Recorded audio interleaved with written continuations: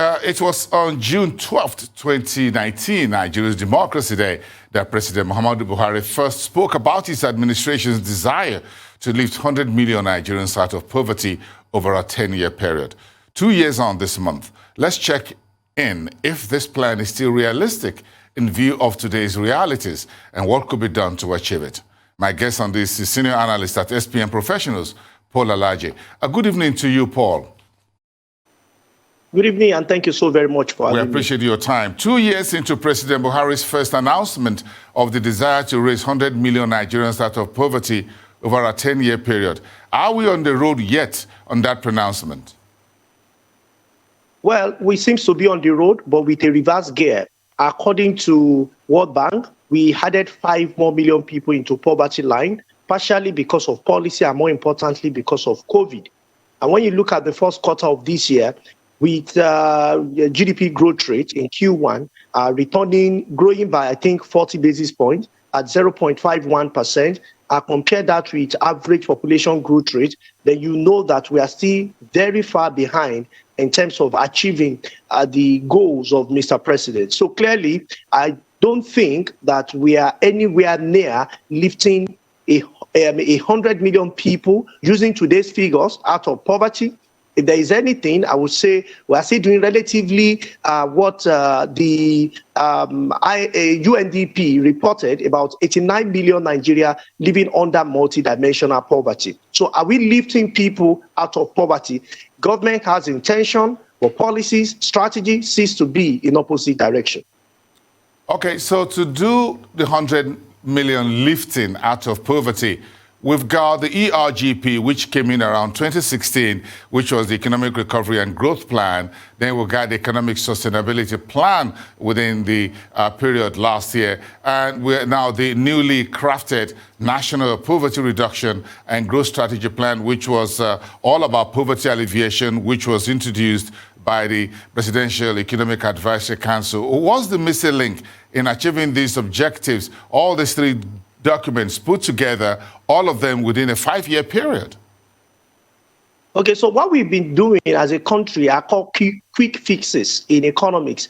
Quick fixes don't take people out of poverty. It only sustains them around poverty corridor. So we don't really have we don't really have robust policy that can lift hundreds of millions of people out of poverty. What we see is, for instance, let's look at 5,000 naira, one of the programs government is running. When you use today's exchange rate at 410 naira and you divide it by only 30 days, what you see is that government is giving approximately 56 cents to lift people out of poverty. Meanwhile, the UNDP and World Bank particularly had supported $1.90 per day. So the question is, are we lifting people out of poverty? Are we sustaining people out of poverty? Countries like China and India have adopted some of the feeding bottle, hand-to-mouth strategy that we are adopting, particularly for the poor. The truth is, government have concerns about the poor, but the strategy government is adopting to save the poor is perhaps keeping them deep down inside poverty. I give you another thing why some of these policies has failed and are not working sufficiently compared to what we require. National Bureau of Statistics has also shared that rather than unemployment figures, which is a part of poverty, because when people are unemployed, they become poor, but aggregately, how many people can live beyond the estimation of UNDP and other agencies, other international organizations that have said we need to do beyond $1.90 for somebody to live above poverty line. Doesn't mean the person is rich, but to live above poverty line. So you see, RGP had projected that Nigeria will grow between 6 to 7% throughout the life of RGP. We never did up to 3%. Let me quickly ask you, when we say lift people out of poverty, now that looks like something that is a total cleanup, by the way.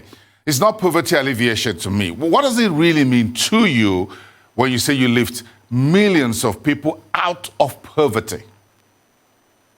Okay, so what it means to lift people out of poverty, I give you an example, and I can give hundreds of examples from Indonesia to what India is doing before COVID and what China did even before, during, and after COVID.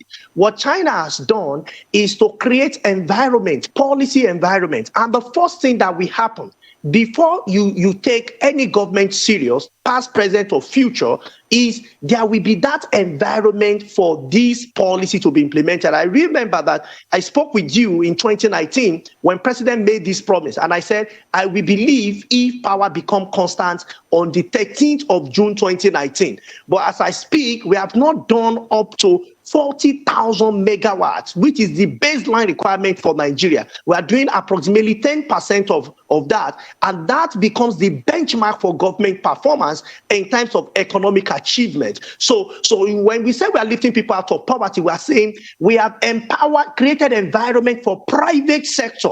In China, 200 million people, approximately Nigerian population, were lifted out of poverty in just 2 decades. The documents are there, research work, empirical research, all manner of documents are there to see what China did. First of all, our people must be engaged. I give you an instance of agriculture, which was the point I wanted to mention. Government have done so much in agriculture. Agriculture connotes about approximately 20% of the GDP, but the revenue it generates and had in terms of aggregate revenue than 2%. So how would you say you are lifting people out of poverty and and we are not linking? Now, the most important thing is the leakages, linking the farm, even if you want to stay with agriculture, to the marketplace, insecurity. Paul, what we'll do is to listen to Mr. President again on June the 29th, which is just about 3 weeks from now, what he has to say on the update of lifting 100 million people out of poverty. Paul Alaje, senior economist at SPM Professionals, thank you so much, and see you next time.